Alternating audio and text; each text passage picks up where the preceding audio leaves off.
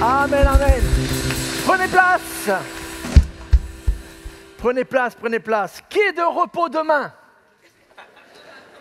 Ça tombe bien parce que le culte n'est encore loin d'être fini. Non. De toute façon, il pleut dehors. Si vous sortez, vous allez être mouillés. Donc, on va vous garder encore quelques minutes. Mais rassurez-vous, on a un jour de repos. Et Magali vous en a déjà donné un peu quelques informations. Mais est-ce que vous savez pourquoi ce jour de repos tombe toujours le lundi? Il y a des jours de repos qui tombent d'autres jours. C'est toujours un lundi. Ah, vous voyez, on apprend des choses à l'église. Hein. Le jour de Pentecôte tombe toujours 50 jours après Pâques. 7 semaines de 7 jours, 49, plus 1, donc le lundi après Pâques. Parce que ce sont deux fêtes qui sont intimement liées. Et donc, ça va changer complètement votre lundi de Pentecôte demain. Vous saurez pourquoi vous avez un jour de repos. Mais pourquoi 50 jours après Pâques? Qu'est-ce qui s'est passé le lundi de Pentecôte? Magali vous l'a déjà dit tout à l'heure. Le Saint-Esprit, c'est qui ça? A été donné à l'Église. Une nouvelle humanité est née, d'hommes et de femmes très différents les uns les autres, qui partageaient un point commun, la foi, la confiance en ce que Jésus-Christ avait accompli à Pâques. Et c'est le Saint-Esprit qui a joué ce rôle-là. Et c'est pour ça que lorsque nous avons fait des baptêmes, nous avons baptisé chacun au nom du Père, du Fils et du Saint-Esprit.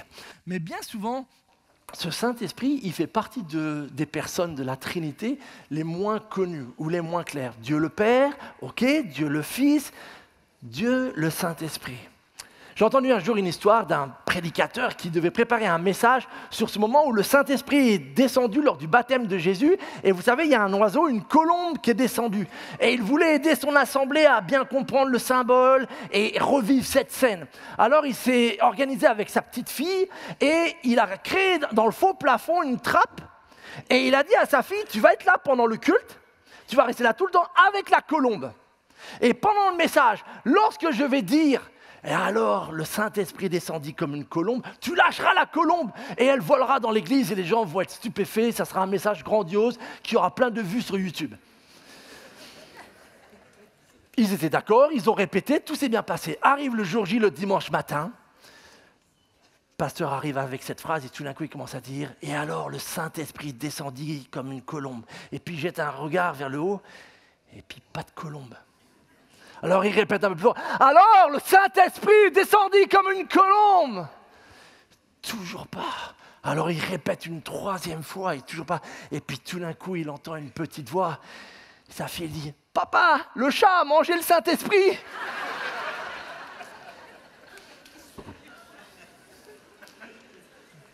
Qui est le Saint-Esprit? Certainement pas juste une colombe. Vous comprenez bien qu'on est dans un symbole. Le Saint-Esprit est cette puissance et présence de Dieu qui est là dans cette salle, que vous soyez athée ou d'une toute autre confession ou déjà chrétien. Il est la présence de Dieu partout. Il était là à la création et il a soufflé. En fait, il nous a dit qu'il a soufflé, c'est ce qui nous a donné vie. Sa présence est partout. C'est lui qui souffle sur nos vies. Et pour nous aider à comprendre cela, je voudrais vous raconter une toute petite histoire. Rassurez-vous, je vous promets d'être bref ce matin. D'une rencontre que Jésus a eue avec un homme très religieux. Si vous avez vu la série Chosen, il y a cette scène qui raconte ce passage qui est dans l'évangile de Jean au chapitre 3. Et Nicodème, un vieil homme religieux qui connaît les textes bibliques par cœur, a plein de questions parce qu'il a entendu Jésus enseigner, il a vu les actes de Jésus. Et il n'arrive pas à recoller les morceaux avec ce qu'il croyait.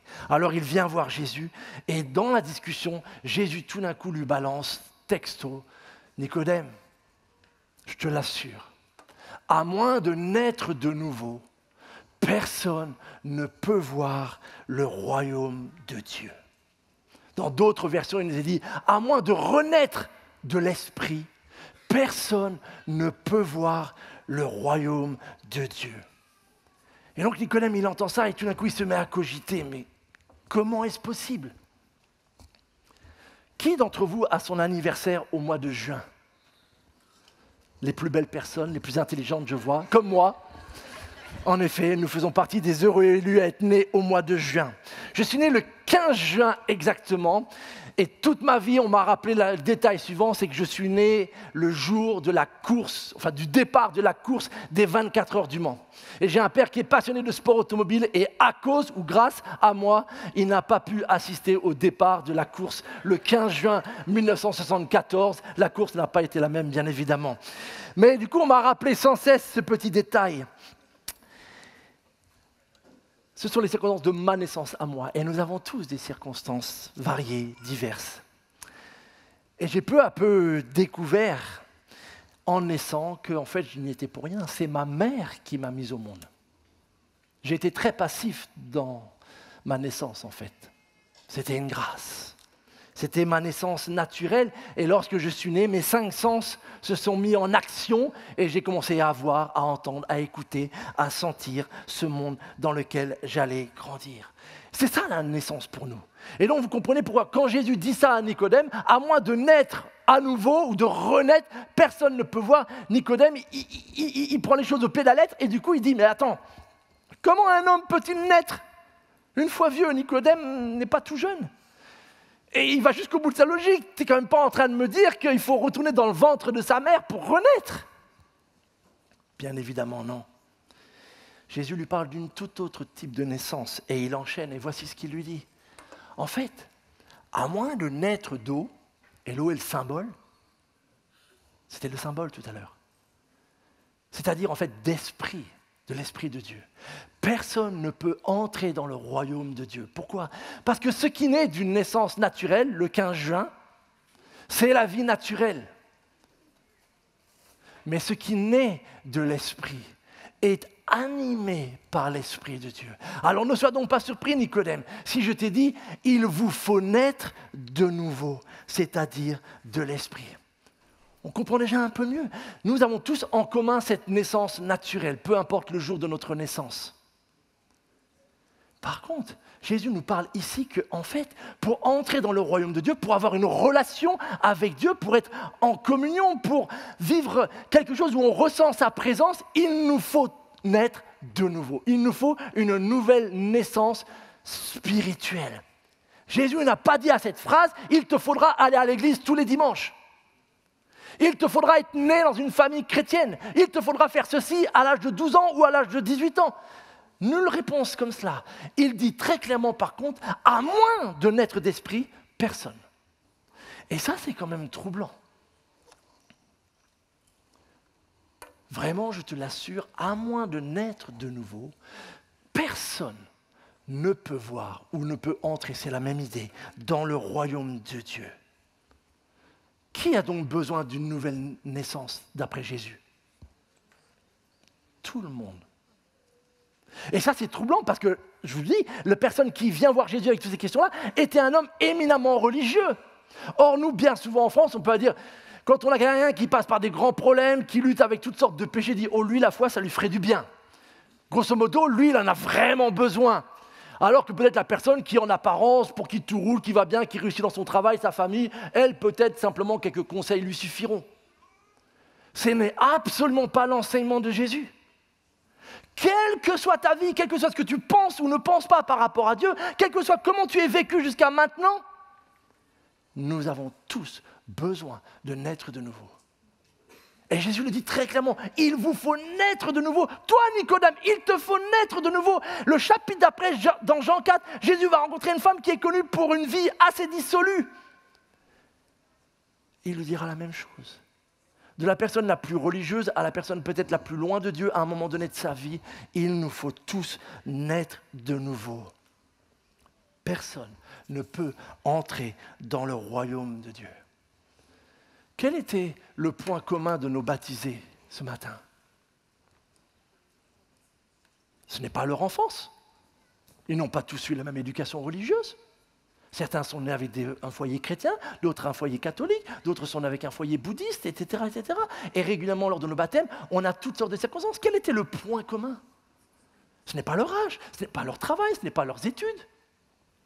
Quel était le point commun? Ils sont nés une deuxième fois. dans des circonstances très différentes. Tout comme notre naissance naturelle, j'ai entendu, je n'oserais pas dire, mais des mamans qui ont accouché dire qu'aucun accouchement est similaire. Avec Dieu, toutes les nouvelles naissances sont différentes. Certaines sont progressives, d'autres sont capables de donner le jour, l'heure exacte de cette nouvelle naissance. Mais quelles que soient les circonstances, quelle que soit la manière dont cette naissance a eu lieu, il nous faut tous naître une deuxième fois. Il te faut naître à nouveau, spirituellement, si tu veux entrer dans le royaume de Dieu. Parce que nous avons tous été créés par Dieu. Tu as de la valeur et une valeur unique aux yeux du Père, ton Créateur. Nous avons tous été créés par lui pour avoir une relation spirituelle avec lui, c'est-à-dire une communion, certes avec un Dieu qui étant esprit et invisible, tu ne vas pas le voir comme tu vois tes parents, mais tu vas ressentir sa présence, son amour d'une manière aussi concrète et parfois aussi palpable que l'amour de tes plus proches. Nous avons été créés pour cela, mais depuis la chute, depuis l'entrée du mal et du péché, nos ancêtres qui ont désobéi à Dieu, nous sommes et nous naissons naturellement morts spirituellement.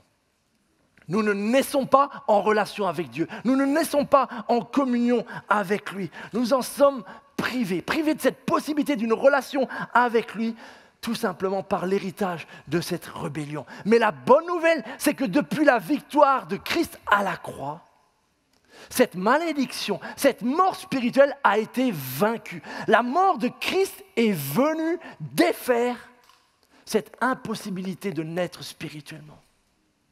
Et c'est pour ça que 50 jours après la résurrection de Christ, des hommes et des femmes ont commencé à être baptisés à immersion pour rappeler que cet acte de baptême était en fait une manière pour eux de revivre la mort et la résurrection de Jésus-Christ. Je suis mort à mon ancienne vie et je vis à nouveau spirituellement. Pourquoi ? Grâce à la croix. Alors comment, et je termine là-dessus, peut-on naître de nouveau ? Si c'est l'Esprit de Dieu qui le fait, est-ce que j'ai un rôle à jouer ? Ou est-ce que, comme la naissance naturelle, simplement Dieu me fait naître de nouveau comme ma mère m'a fait naître à la vie naturelle ? Nous avons un rôle. Nous avons un rôle dans cette nouvelle naissance. Il nous faut faire 3 choses. Tout d'abord, reconnaître ce besoin. Et ça prend parfois du temps de reconnaître que nous en avons besoin. De reconnaître que ce n'est pas par mes mérites, que ce n'est pas en essayant d'être le meilleur des hommes ou la meilleure des femmes. Ce n'est pas en essayant d'accomplir certains exploits, ce n'est pas en essayant d'être juste un petit peu mieux que mon voisin ou un petit peu mieux que ma collègue que je vais réellement pouvoir entrer dans le royaume de Dieu. Laisse tomber ton orgueil le plus tôt possible. Reconnais ton besoin. La deuxième attitude, regarde à Jésus. Regarde à ce qu'il a fait lui. J'avais 12 ans lorsque pour la première fois j'ai vu le film Jésus, et quand j'ai assisté à cette scène où, après avoir vu tout le bien qu'il avait fait, cet acharnement, cette trahison, puis la crucifixion, je me suis dit, il y a quelque chose de surnaturel. Quelqu'un qui est victime d'une telle injustice devrait maudire les autres, devrait commencer à les insulter, c'est ce que je ferai, c'est ce que je suis tenté de faire quand je me sens victime d'une injustice. Or, ce Jésus sur la croix dit, Père, pardonne-leur, car ils ne savent pas ce qu'ils font. Regarde à Jésus qui te dit, quand tu fais la pire chose dans ta vie, qui te dit avec amour, Père, pardonne-le. Père, pardonne-lui. Elle ne sait pas ce qu'elle fait. Regarde à Jésus. Sérieusement. Lis une fois l'évangile dans ta vie. Et regarde qui il est, ce qu'il a fait. Après, tu pourras prendre ta décision. Mais regarde, une fois, au moins, sérieusement, dans ta vie. Ne laisse pas tes parents, ton entourage, tes profs, les autres décider pour toi. Regarde par toi-même. Et je n'ai aucun doute que lorsque tu regarderas vraiment durablement vers la personne de Jésus, tu n'aspireras qu'à une seule chose, à recevoir, à recevoir sa vie. Et c'est ma troisième invitation. Reçois cette nouvelle naissance. Je n'ai pas pu me faire naître naturellement le 15 juin 1974. J'ai été mis au monde. Mais une fois mis au monde, il m'a fallu peu à peu participer à la vie et jouer mon rôle. C'est l'Esprit qui touche ton cœur, ce n'est pas moi et personne d'autre. Mais tu peux contribuer en lui disant dans ton cœur, Seigneur, je veux recevoir ta vie. Je veux recevoir ce pardon. Je veux recevoir cette vie nouvelle, cette nouvelle naissance. J'y aspire. J'en ai fini avec mes efforts à moi, mes mérites. Je veux recevoir ce que toi tu as fait et ce que tu m'offres depuis bien longtemps. Je voudrais vous inviter à prier ensemble, à incliner nos têtes tout simplement, et peut-être dans votre cœur, dire avec vos mots ce que vous voulez dire à Dieu tout simplement. Et je vais prier pour vous.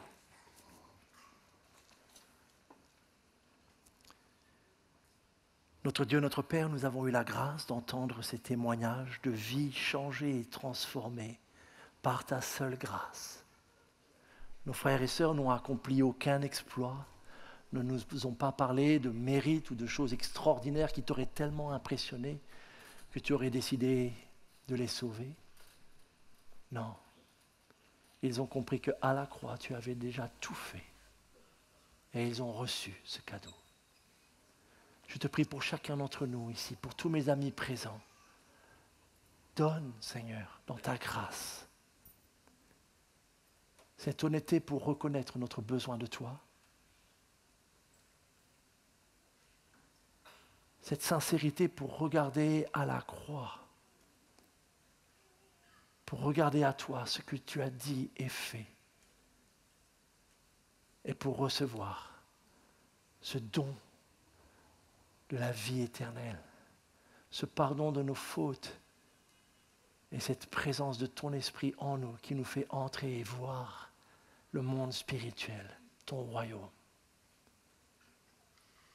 Esprit Saint, je te prie de souffler là où tu veux et de faire naître à toi, en aussi grand nombre que tu voudras, afin que nous puissions tous ensemble nous réjouir et pouvoir dire, tu es notre Sauveur. À toi toute la gloire, notre Dieu.